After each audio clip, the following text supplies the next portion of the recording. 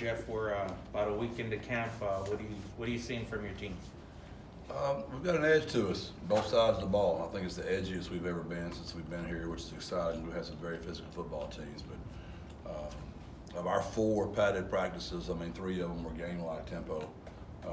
Yesterday, I was a little disappointed, but today was like a game. It was really fun to coach. You can tell we've got a lot of pride about ourselves. Our culture's deep, and got a bunch of guys that know how to win ball games and the correct way to do it. What's the story behind the deal we saw right after stretch today, a little GA one-on-one it looks like? Oh, just some older guys trying to be young again. Writing checks in their minds their body can't cash. Was it full pads today for the first time? What did you like about what you saw from them? Just again, the edge, just how physical we were. Our competing, you know, we try to compete with each other, not against each other. That's very hard to do. Yeah. You're trying to win every drill, but you don't want to destroy the other side because they're your teammates too. It's just, you know, we had some tempers flare up. It's, you know, good old school football out there. I felt like I was coaching a mature, tough football team today. But is all that pretty healthy in the end, kind of everything you just mentioned there, going through a fall camp? If you can control your emotions and stay healthy, it's wonderful. It's just like I explained to them, it's always the fine line. It's a balance as a head coach too, because you got to protect your guys. But you can't win games if you're not tough. Well, you're not gonna be tough unless you do tough things. So it's a balancing act that is heavy on a lot of coaches if they care about their kids. How much different is the evaluation process when you're in full pads as far as shells, shorts? How much better do you get a feel for what these guys really can do once they get these full pads on? I don't think there's any difference between shell and full pads personally. They hate wearing those knee pads, and I've never really known what that little bitty knee pad on top of your kneecap really does. We don't cut anymore. We don't go low ever. So the game, I could see the knee pad maybe taking some, but in practice, we're just never down there. So even when we're in shell, you know, we've got on good quad pads, good butt pads, good, you know, shoulder pads and helmet. So I'm not sure there's much difference between shell and full. Historically, when I try to take care of my guys and it's helmets only, we blow the roof off on our GPS system of our Titan data of how hard we work on that day. So it's one of them things, you're damned and you do, you're damned if you don't. Because believe it or not, when you go team settings, you got 1s versus 1s, 2s versus 2s, 3s versus 3s. So it looks like there's just an unlimited amount of football going on, but truly that 1 is only going 33% of the time. He's resting 66% of the time.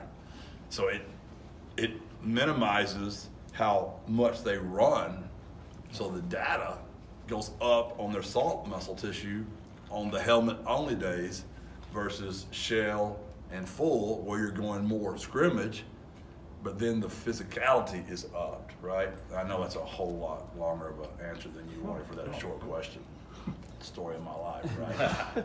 I know earlier in the week you mentioned potentially considering giving the guys off tomorrow, given how physical things have been. Have you decided how you want to handle tomorrow's session? We'll decide tonight, and I'll get with those guys and we'll watch the video. You know, like all great parents and coaches do, when it's their idea, it's a lot better. And we'll see what they think about practice. I'm pretty quick to not try to judge that until I come in. I'm leaning on the way I feel right now. There's probably a great chance that we're going to reward those guys tomorrow. But if the video speaks differently, we'll see how that handles itself. So you guys are going to scrimmage on Saturday. What do you expect to see from that? It'd be kind of like today. A lot of 1s, 2s, and 3s. We'll move the ball more. We'll have some situations as well. We'll have officials. That's always nice because I hate being the official. You know, someone's always mad. I don't like being mad at me. I go home and get that, right?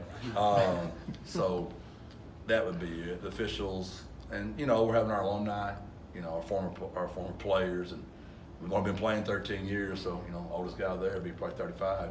But are you 35, JJ? How old are you, JJ? About your age, your grades age. What does it mean to get those former players back in here? It's awesome. They're so proud. They've enjoyed the ride.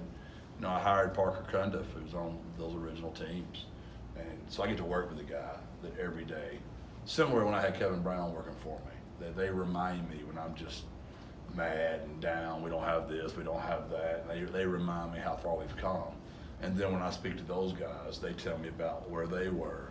And it's just a good reminder of how far this program's escalated in the 13 years of playing ball. So I'm excited to see them. Well, a lot of them coach though, so they're busy on Saturdays, so they'll text me and tell me they won't be able to be here. But that excites me too, because a lot of our former players are now coaches. And I know how proud they are of the program. They'll sneak out here more during the week, so they can get away from their work more. On Saturdays, you got scrimmages and stuff.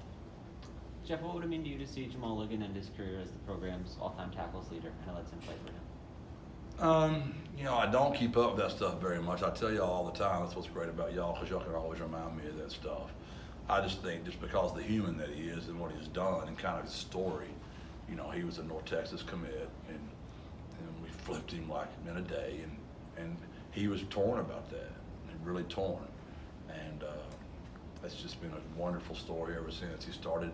He might have started his very first game. I'm not for sure of that, but it seems like he's been in the starting lineup as long as I've been here. You guys are about 3 weeks out from the start of the season. Have y'all kind of started looking to that, or is it still more of like a fall camp? We're peaking, there's no doubt. We're watching Kennesaw, but we're not working on them yet. We are working on the Roadrunners still. So, that's always a fine line too, of when do you start going scouts and when do the threes quit going. And, we'll try to go another week probably, just working on the Roadrunners. Then we'll go 1s and 2s and some scouts, and we'll start getting some Kennesaw looks. And that's a really proud program. When you watch their video, you can tell they've been doing a lot of winning. They're going to be way better than you guys think they're going to be. It's because they're a lot like UTSA. You hadn't really heard of them a lot. Like people hadn't really heard of us until recently. You look at what Sam Houston did last year. Their first year up in FBS, I know their record was not real good. They played everybody tough, like one-possession ball games. And I think when Kennesaw comes up to FBS, they'll be just like that. They'll be tough as nails, proud program, well coached, and they're way better than I want them to be. Jeff, we talked to Elliot Davison Monday, and he talked about his connection with Jamal and how far they go back. Does that translate on the field at all, or did it help Elliot get settled in here? How have you seen that come into play? And Bryson, there's 3 of them that were all teammates together. All 3 played for my brother. So that's nice when those guys are coming in. They've been through the exact same culture, similar pillars, similar thoughts, similar words. I'm sure they've heard way too many stories about the Traylor brothers on the farm or their crazy father. And so, yeah, those kids are a blessing. They're instant day one leaders the moment they get here. And whoever hires them one day, they'll be hiring instant day one leaders the moment those guys walk in their jobs. Texas high school football practices, for some, not all, started on Monday. Anything you ever miss 5, 6, 7 years later about that? Unfortunately, it's been 10 years now, Vinny. Crazy, but yes. Yeah, I do. There's something different about being a Texas high school football coach. Your role's different, just because you take them on at such a younger age, and you're dealing with not all very good players. As a matter of fact, most of them are not very good players. So you're trying to make a lot of guys that aren't real good feel like they're really good, and try to win ball games and keep your job and help them become men all at the same time. That was a fun experience, especially when we were there as long as we were, that we had them from kindergarten on, because Mr. Albritton, I remember they were discussing, like, they were tired of handling the PE, and I said, just let me become the PE director as well. And we started getting them from kindergarten on. So you had a real special relationship. Like, for example, Chris Boyd, who's now with Houston Texans, probably in his 7th or 8th year. My mother was his pre-K teacher. My wife was his elementary principal, and I was his coach that whole time through. So you can imagine how close you get to kids when you've been dealing with them literally since pre-K. 10 years, I forgot about your assistant. I would like to make it only 5 or 6 years. That means my age would be about 5 years younger. Thank y'all.